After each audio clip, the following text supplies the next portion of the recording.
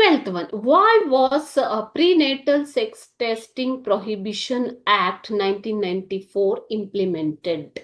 Okay, Prenatal Sex Testing Prohibition Act 1994 implemented. ಯಾಕೆ ಪ್ರಿನೇಟಲ್ testing ಅನ್ನ implement ಮಾಡಿದ್ದಾರೆ?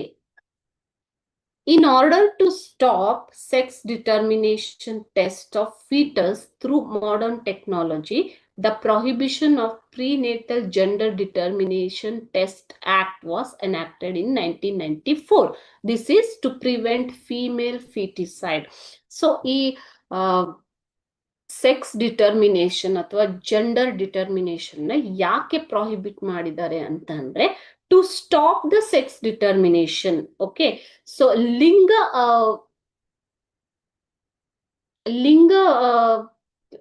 ಡಿಟರ್ಮಿನೇಷನ್ ಅಂತಂದ್ರೇನು, ಪತ್ತೆ, ಲಿಂಗ ಪತ್ತೆ ವಿಧಾನವನ್ನ ಇವಾಗ ಮಾಡ್ತಾ ಇಲ್ಲ, ಅದನ್ನ ಪ್ರೊಹಿಬಿಟ್ ಮಾಡಿದ್ದಾರೆ. ಯಾಕೆ ಅಂತಂದ್ರೆ ಲಿಂಗವನ್ನ ಭ್ರೂಣ ಲಿಂಗವನ್ನ ಪತ್ತೆ ಹಚ್ಚುವುದನ್ನ ತಡೆಯುವುದಕ್ಕೋಸ್ಕರ ಸೆಕ್ಸ್ ಡಿಟರ್ಮಿನೇಷನ್ ಟೆಸ್ಟ್ ಅನ್ನ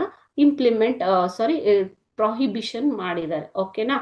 ಸೊ ಯಾಕೆ ಇದನ್ನ ಮಾಡಿದ್ದಾರೆ ಅಂತಂದ್ರೆ to prevent the female foeticide, ಹೆಣ್ಣು ಶಿಶು ಹತ್ಯೆಯನ್ನ ಕಡಿಮೆ ಮಾಡೋದಕ್ಕೆ ಅಥವಾ ಸ್ಟಾಪ್ ಮಾಡೋದರ ಸಲುವಾಗಿ ಈ ಒಂದು ಆಕ್ಟ್ ಅನ್ನ ಇಂಪ್ಲಿಮೆಂಟ್ ಮಾಡಿದ್ದಾರೆ. ಓಕೆ.